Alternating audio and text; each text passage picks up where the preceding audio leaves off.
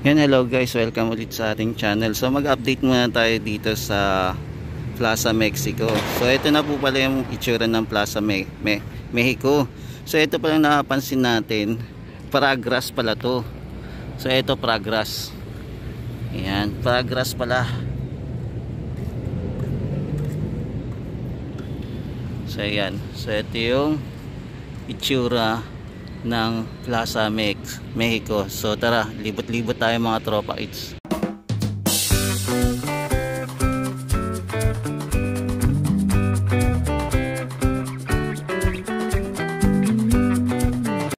Tapos dito inaayos na rin to, oh. Ayan, so inaayos na to. Ayan, pinapaganda na. So dudugtungan na po itong walkway na to. So magkakaroon na po ng dugtong. Ayan, so ito ganito kaganda po yung Plaza Mexico pagka umaga. So ito po yung itsura. Tapos ito meron din po dito palang upuan, no? Ayan, may upuan po dito sa ilalim. Tapos meron din po steel matting na nilalatag na. Tapos ito po yung parang iba-ibang kulay na flooring dito. Meron pong parang puti, tapos parang nagdidilaw, tapos puti. Ayan, alternate. So ito po yung itsura nya. Yan, so itong nasa gitna po, ayan, Progress. Tapos ito iba naman po, ito ata yung Paragrass. Ayan, tapos yung kabila naman po, yan po yung kabila, Progress naman. So ito po yung dalawang klase ng grass.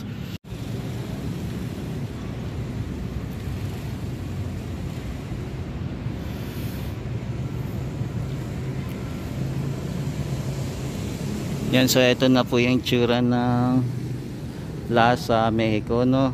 Ang laki na po ng pinagbago ng Plaza Mexico. Halos papatapos na po itong area na to. Yan, halos pa kompleto na po yung mga bricks na linalagay. At saka ito, tapos na din po yung paglalagay dito ng mga damo. At saka doon din po sa kabila. So for the meantime, caution muna. Ayan, hinarang po. Hinarang-harang muna. Tapos ito po, nilalatagan na din po nila. Ayan, no, naglalatag na rin po sila papunta doon sa maestransa naman para walkway. Ito pwedeng pang bicycle at saka po bicycle at saka yung mga pwedeng daanan po. Ayan, so ilinalatag na din po nila.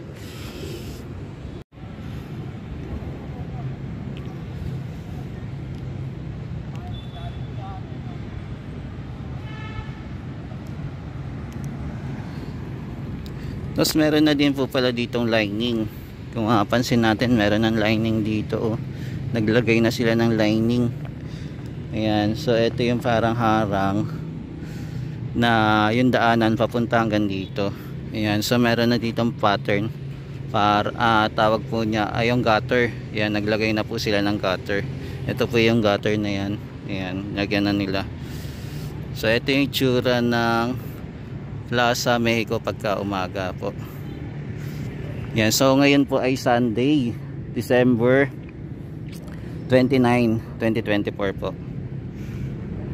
Yan, ganda ng itsura po.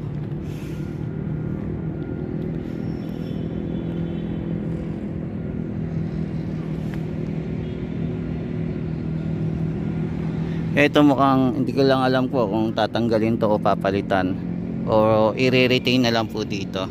Etong friendship para sa Chinese, Filipino, yan, Philippine and Chinese friendship. Yan po.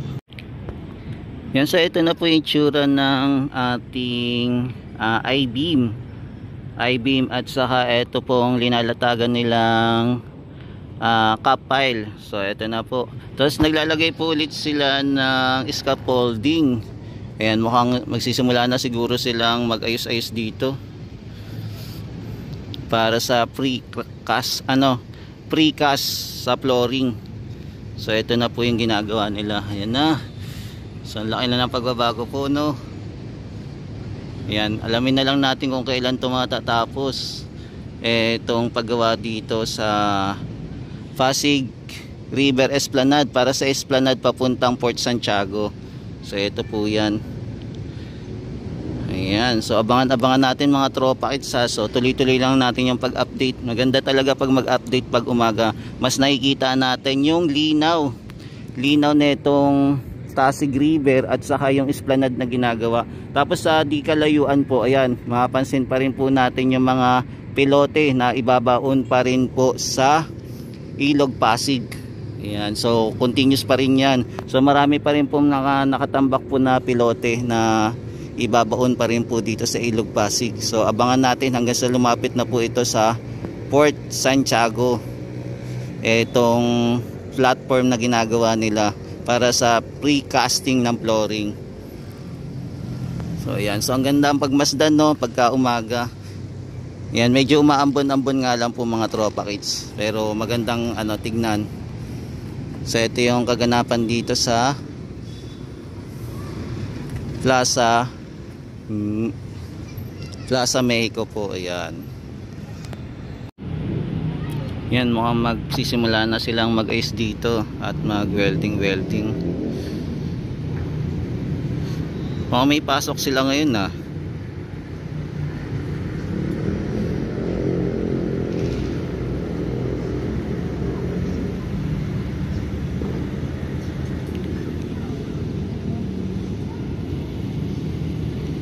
Yan, nagwe-welding na sila.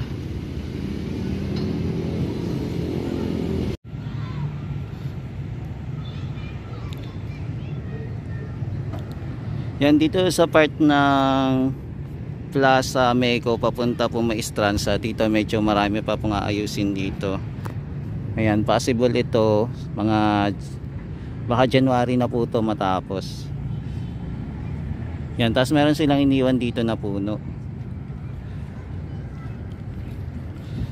Tapos ito, meron pa rin pong tambak dito.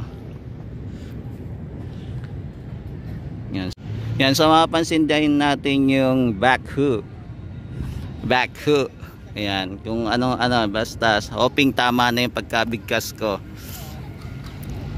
Tapos naglalatag din po sila ng square garden brick. Ayan, yung may butas-butas bricks. Yan, so nakalatag na ngayon, no. Konti na lang, matatapos na rin nila yung paglalatag dito.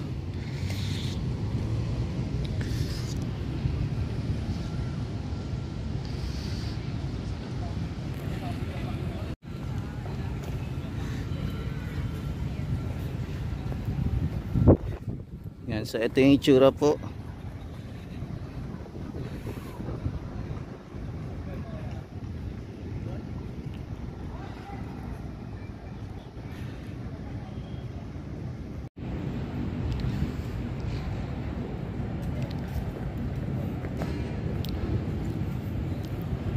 Yan, laki na rin po ng pagkalatag dito, no.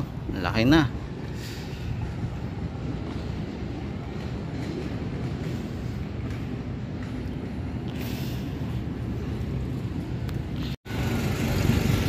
Yan, so ito nasilip natin ng hapon itong Plaza Mexico.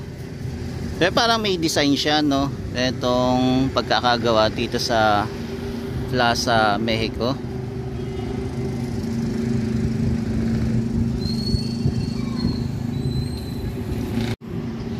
Yan, so ito yung malinaw na kuha natin, ha. Ito na yung pinakamalinaw. Pagkagabi kasi hindi natin matanaw. Kaya ito, nagkaroon tayo ng pagkakataon dahil walang pasok. So masisilip natin ito ng umaga.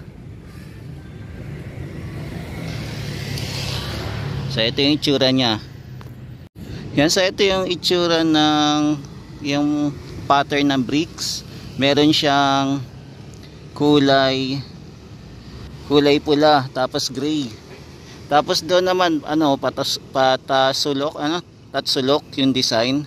Hindi siya yung totally na kompleto yung brick na square talaga. May mga part ng pula, tapos yung ibang naman pula nahati na. Ayan, nahati. Yan, nakikita nyo ba mga tropa kits? Zoom natin ha. Yan, so ayan yung kinalabasan, diba? So ayan yung itsura nya.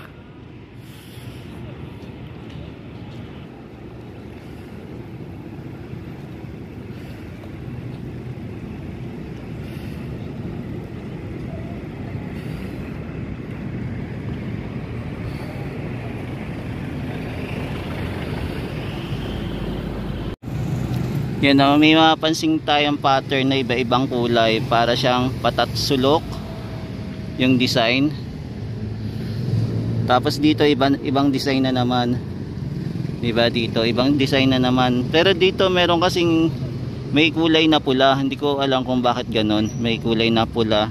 Yung dito banda. Ayan o. Kung bakit iba yung design. Yan, tapos yung pinaka center itong yung sa expedition. Yan, hindi na kasi kompleto yung nakasulat na pangalan eh. Yung iba parang nawala na.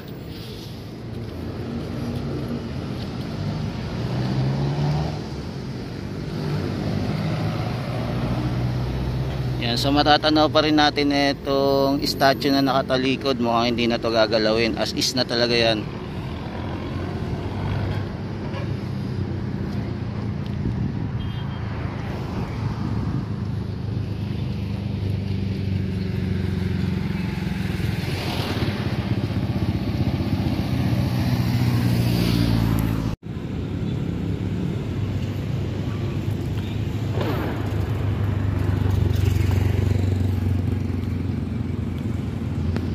Yan, ganito kaganda ang Plaza Mexico, 'di ba? Napakasimple lang pero maganda. Maganda siya. Lalo na pag nakikita natin sa umaga.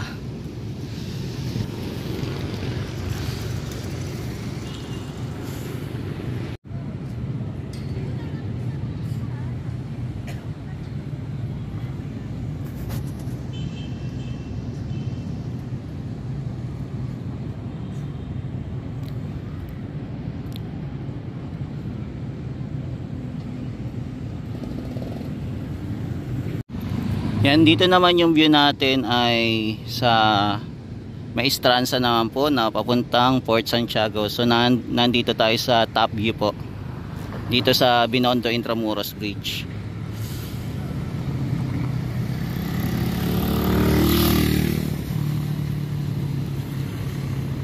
Yan, so ito naman po yung Binondo Intramuros Bridge pagka morning po. Ayan, mga hapon pala. Pag hapon pa lang. So ito po.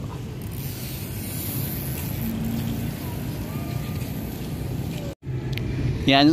So ito guys, ito muna yung latest update natin dito sa Plaza Mexico. So update na lang po natin ito ulit sa mga susunod na araw pagkapunta po ulit natin dito ha. Pasyal po ulit tayo. At silipin itong Plaza Mexico kung kailan po matatapos. Yan, maraming salamat guys. Ito po ulit si JR Doria TV na laging nag-update dito sa Plaza Mexico. Yan, maraming salamat guys sa wala sawang pagsuporta kay JR Doria TV. Yan, lagi po kayo mag-iingat at pagpalain po kayo ng may kapal. God bless po at mahalin natin ang Pilipinas. Thank you po.